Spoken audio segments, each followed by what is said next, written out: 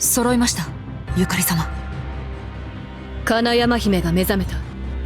現在は行方をくらませている。嘘。なんで。やだよ、諦めないって。みほのちゃん。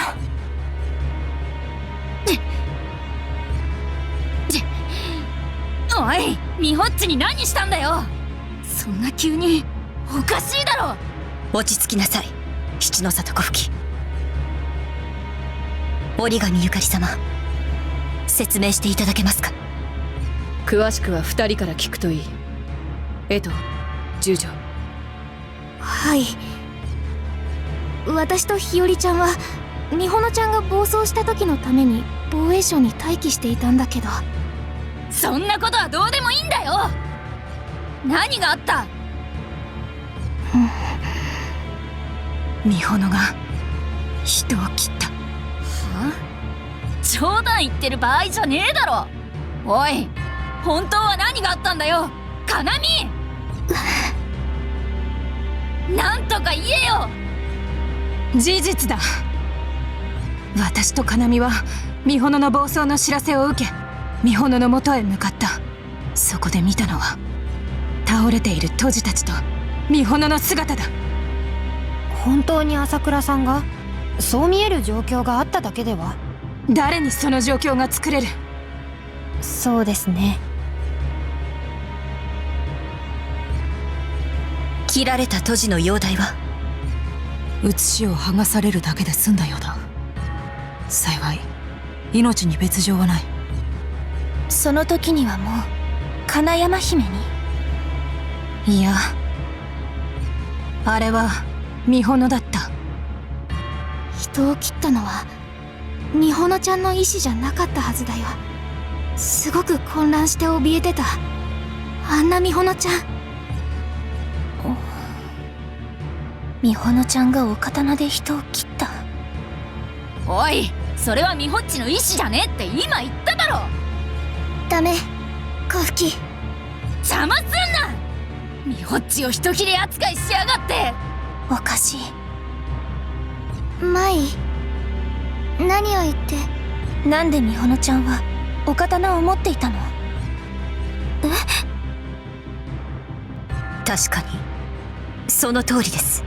監禁されていた朝倉美穂が家州清光を持っているはずがないですね。はい。家州清光は朝倉さんの監禁時に接収しましたが、現在も厳重に保管されているはずでしたが、どうやら誰かが持ち出したようですわね。ついでに私も一つ気になることがあります。かなみんとひよよんはみほみほが暴走した時のために防衛省に詰めていたのですよね。なのになぜ二人よりも先に別の都市がみほみほと戦っていたのでしょう。きな臭くなってきたな。どこのドイツか知らないが裏でこそこそ動き回ってるやつがいる。舞、みほのははめられたの？多分そうだと思う。金山姫を覚醒させるために。すでに北上派は動き出している。朝倉を救いたいのなら北上派より先に朝倉を見つけ出せ。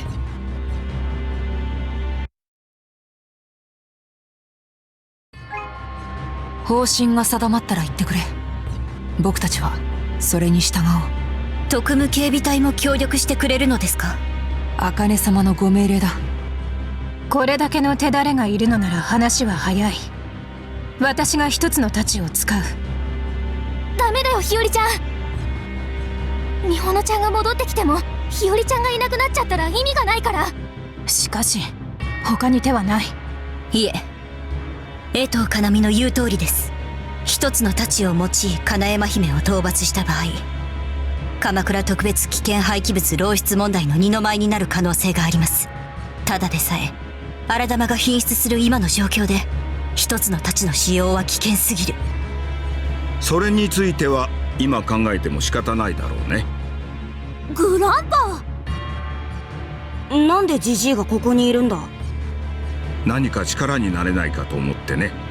鎌倉特別危険廃棄物漏出問題の二の舞になるかどうかだが、金山姫がどういった荒玉なのか情報が少ない。